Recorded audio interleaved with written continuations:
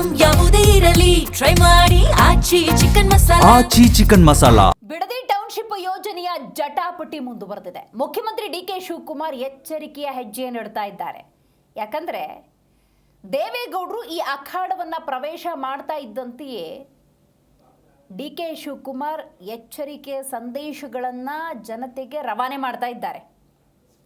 ಅಂದರೆ ಈಗ ಬಿಡದಿ ಟೌನ್ಶಿಪ್ ವಿಚಾರದಲ್ಲಿ ಯಾವುದೇ ನಿರ್ಧಾರ ತಗೋಬೇಕು ಅಂದರೂ ಕೂಡ ಅಳೆದು ತೂಗಿ ತೆಗೆದುಕೊಳ್ಳುವಂಥ ಪರಿಸ್ಥಿತಿ ನಿರ್ಮಾಣವಾಗಿದೆ. ಯಾಕಂದರೆ ದೊಡ್ಡಗೌಡರು ದೇವೇಗೌಡರು ಸತ್ಯಾಗ್ರಹದ ಎಚ್ಚರಿಕೆಯ ಸಂದೇಶವನ್ನು ರವಾನೆ ಮಾಡಿದ್ದಾರೆ.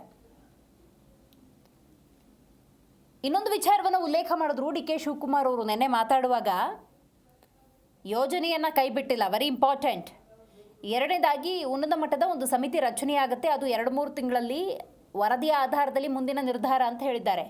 ಅಂದರೆ ತಾತ್ಕಾಲಿಕವಾಗಿ ಬಿಡದಿ ಟೌನ್ಶಿಪ್ ಏನಾದರೂ ಸ್ಥಗಿತವಾಗಿದೆಯಾ ಅನ್ನುವಂಥ ಒಂದಷ್ಟು ವಾತಾವರಣ ನಿರ್ಮಾಣ ಆಗಿದೆ.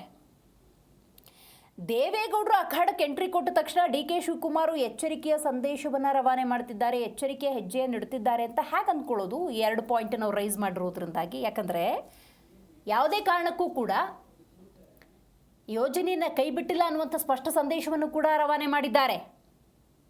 ಮತ್ತು ಸಮಿತಿಯ ರಚನೆ, ಸಮಿತಿಯಿಂದ ಬಂದಂಥ ವರದಿಯ ಆಧಾರದಲ್ಲಿ ಮುಂದಿನ ಕ್ರಮ ಅಂತ ಹೇಳಿರೋದ್ರಿಂದಾಗಿ ಇದೊಂಥರ ತಾತ್ಕಾಲಿಕವಾಗಿ ಯೋಜನೆಗೆ ಸ್ಟೇಯನ್ನು ಸ್ವತಃ ಡಿ.ಕೆ. ಶಿವಕುಮಾರ್ ಅವರು ತಗೊಂಡಂಗೆ. ಸಮಿತಿ ರಚನೆಗೆ 2-3 ತಿಂಗಳು ಅನ್ನೋದಾದರೆ, ಈ ಸಮಿತಿ ಎಲ್ಲ ಅಧ್ಯಯನ ಮಾಡಿ ವರದಿ ಕೊಡಬೇಕು, ಅದಕ್ಕೆ ಎಷ್ಟು ದಿವಸಗಳು, ಎಷ್ಟು ತಿಂಗಳುಗಳು, ಅದು ಬಂದ ಮೇಲೆ ಕೂಲಂಕುಷವಾಗಿ ಪರಿಶೀಲನೆ ಮಾಡಿ ನಿರ್ಧಾರ ಅನ್ನೋದಾದರೆ ಅದಕ್ಕೆ ಎಷ್ಟು ದಿವಸ ಬೇಕಾಗತ್ತೆ. ಅಂದರೆ ಅಪ್ರಾಕ್ಸಿಮೇಟ್ಲಿ ನೀವು 3-4 ತಿಂಗಳು ಅಂತ ಅಂದ್ಕೊಂಡ್ರೂ ಕೂಡ ಆ 3-4 ತಿಂಗಳ ಮಟ್ಟಿಗೆ ಬಿಡದಿ ಟೌನ್ಶಿಪ್ ಪೋಸ್ಟ್ಪೋನ್ ಆಗಿದೆ, ಕ್ಯಾನ್ಸಲ್ ಮಾಡಿಲ್ಲ.